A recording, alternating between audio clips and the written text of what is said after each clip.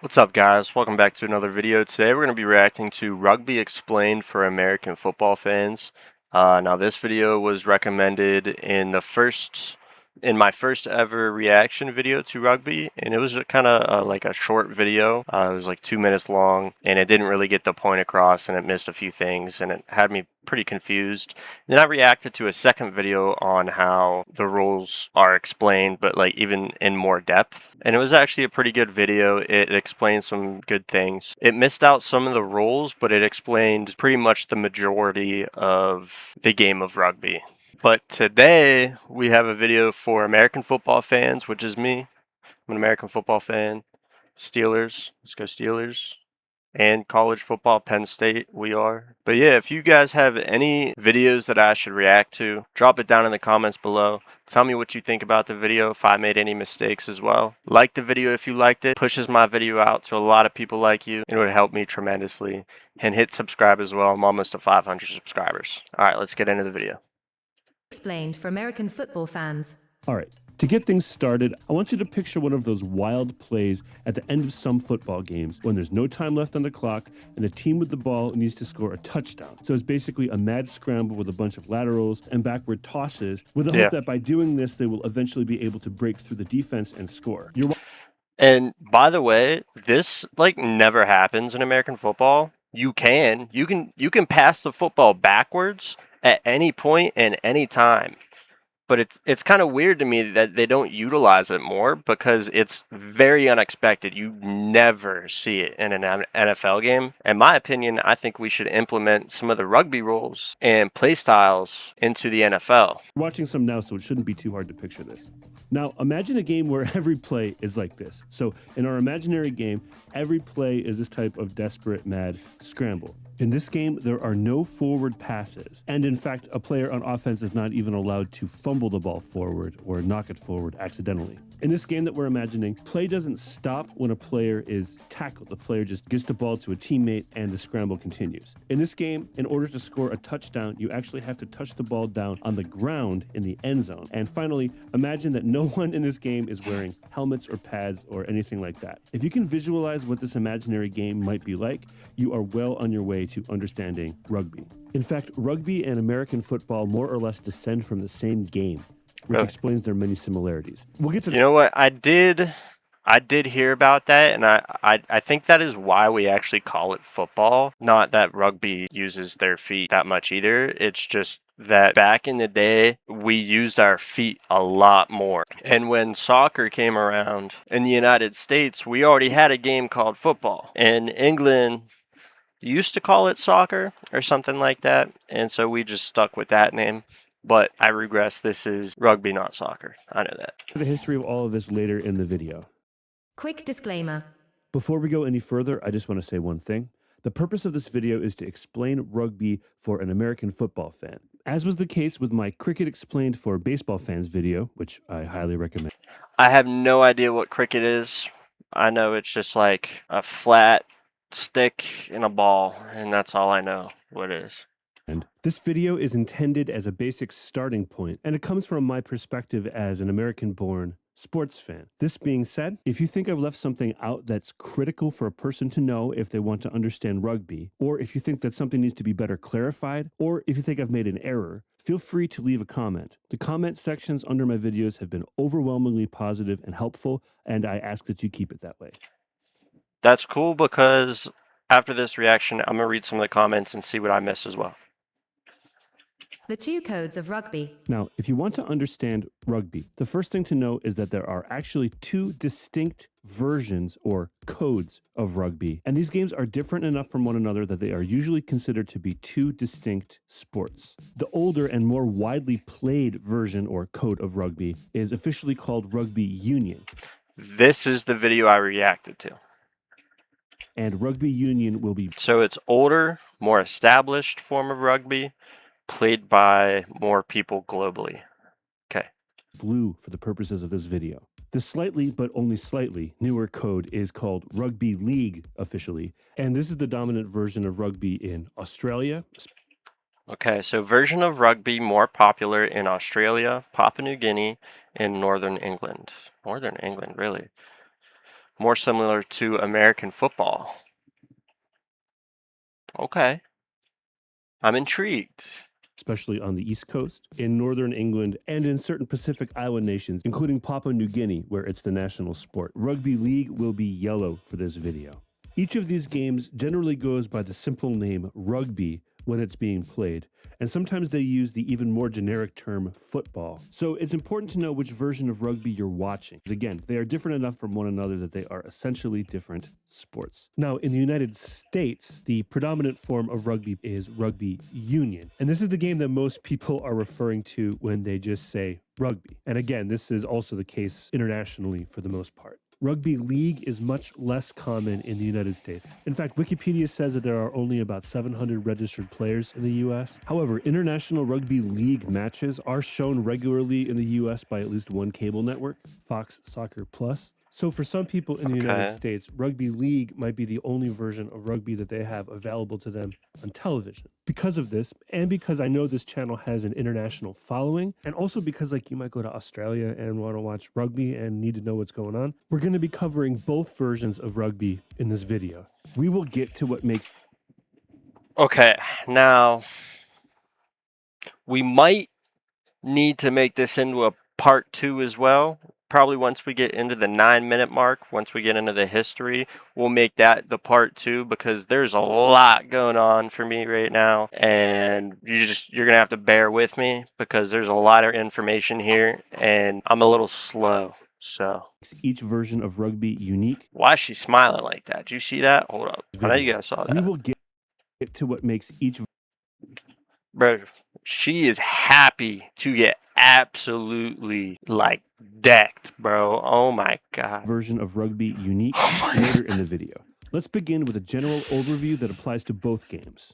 General What a overview. celebration. Rugby, in general, is a contact sport played without pads or helmets, contested between two teams of either 13 or 15 players.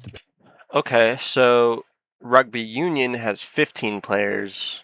Rugby league has 13 players. I wonder why.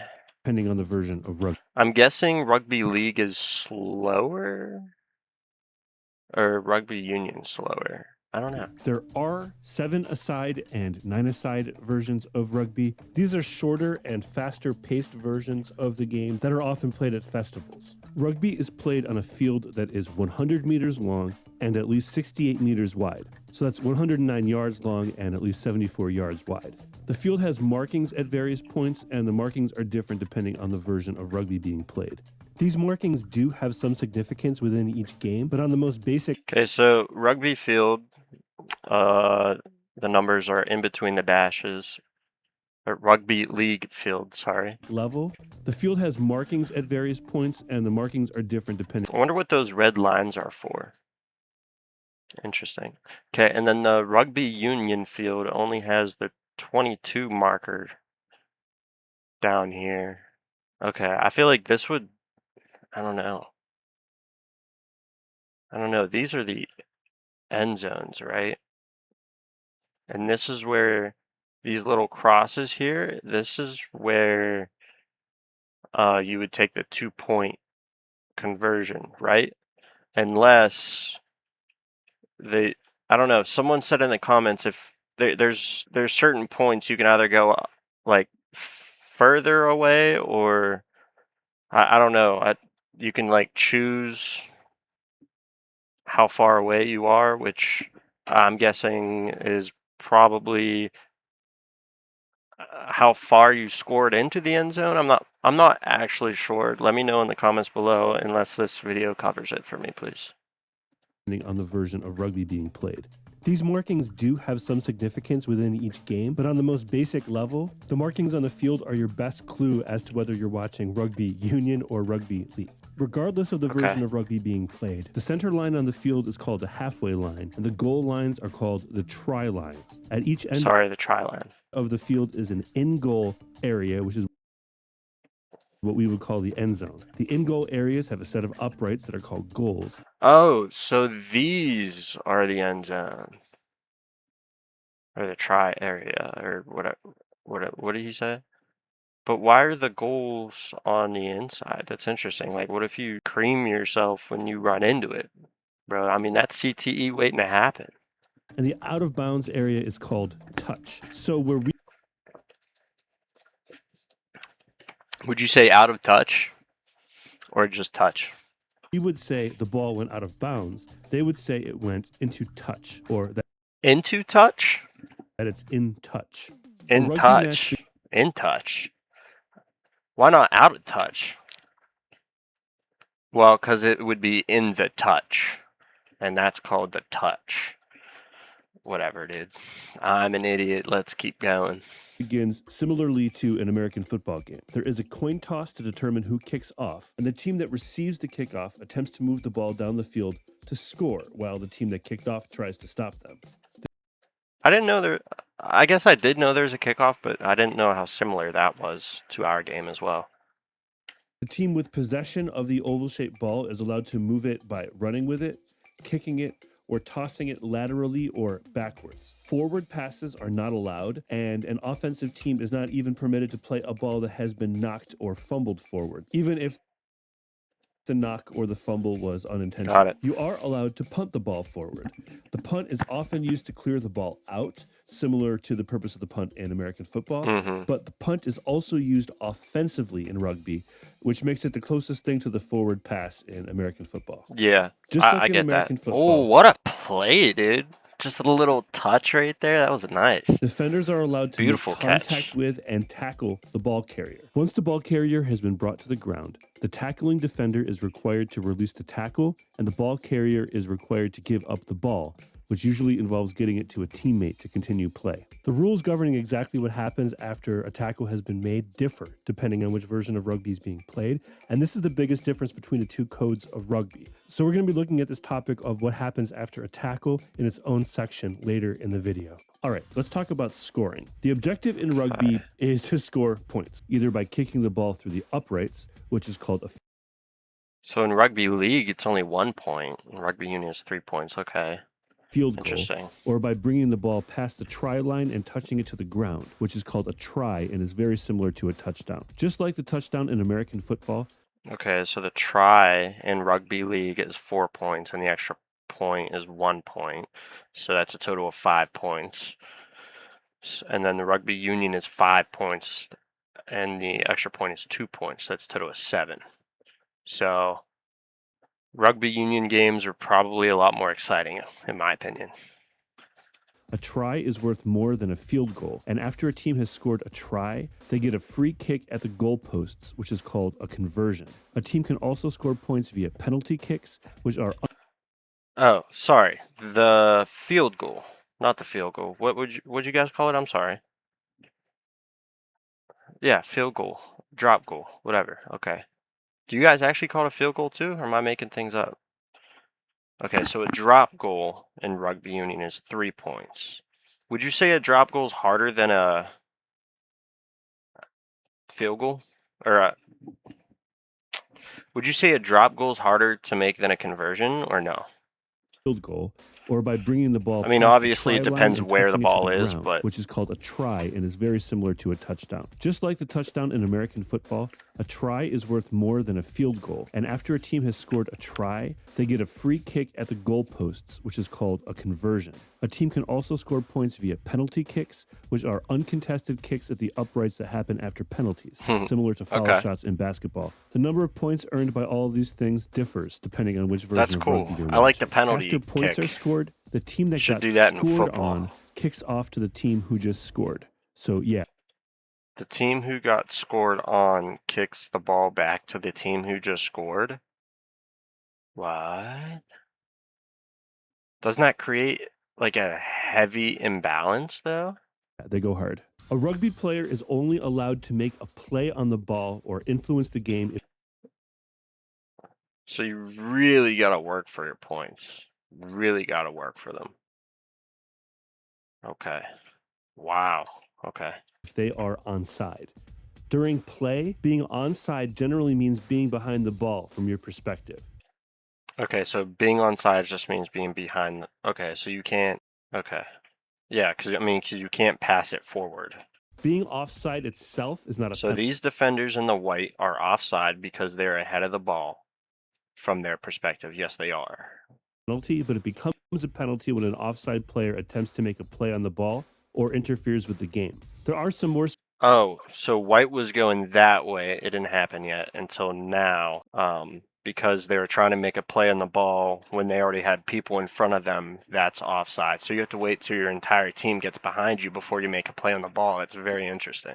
specific rules governing offside, including for some set pieces, and those are outside of the scope of this video. Let's talk about that ball real quick. The rugby ball is the same length as an American football, but it is a bit wider and has And rounded bigger. ends. Yeah. This makes it a lot less aerodynamic, of course, but that doesn't matter because you're not throwing the ball forward in rugby. In rugby, you're just the kinda play underhanding rarely it stops backwards except usually, for a right? few specific reasons. These include, number one, if scoring has happened. Number two, if the ball is moved forward by an offensive player by any means except for carrying it or kicking it. Number three, if the ball goes into touch. Number four, if there's a penalty. And number five, if there's an injury. Otherwise, play pretty much keeps going. So in this sense, it's Brutal. a much more kinetic game than American football. brutal. When play restarts after being stopped, it is generally restarted via something called a set piece. If you play soccer, you're familiar with set pieces. The main set pieces in rugby union are the line out, which looks like this. It is how play is restarted when the ball goes into touch, and the scrum, which looks like this. It is how play is restarted after certain minor infractions. By the way, I'm sorry. In my last video, I said this is a little silly looking.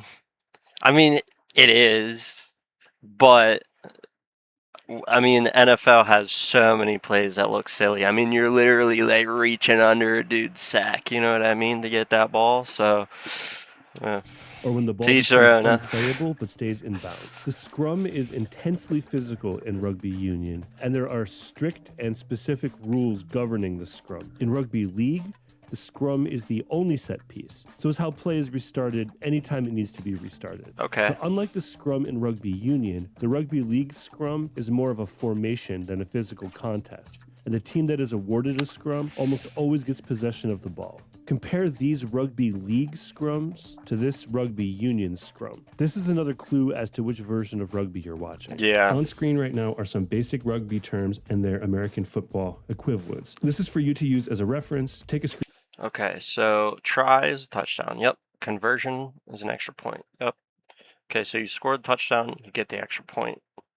So you score the try, you get the conversion. A field goal or a drop goal is a field goal.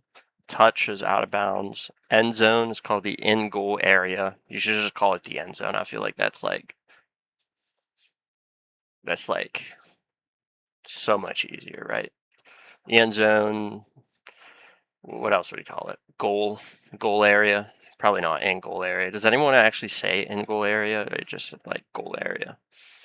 The try line is the goal line. Halfway line is the 50-yard line. Screenshot if you want. Beyond all this, the details of the game that you watch will depend on the version of rugby that you're watching. But before we get to all that, I want to do a quick history lesson so you can get a sense of why rugby and American football are as similar as they are. A bit of history. The easiest way to start. All right, guys, and I think I'm going to end it there for today's reaction. Tomorrow I'm going to go ahead and post part 2. Stay tuned for that. And like I said, if you have any videos for me to react to, just drop it down in the comments below. And I'll see you guys later. Peace.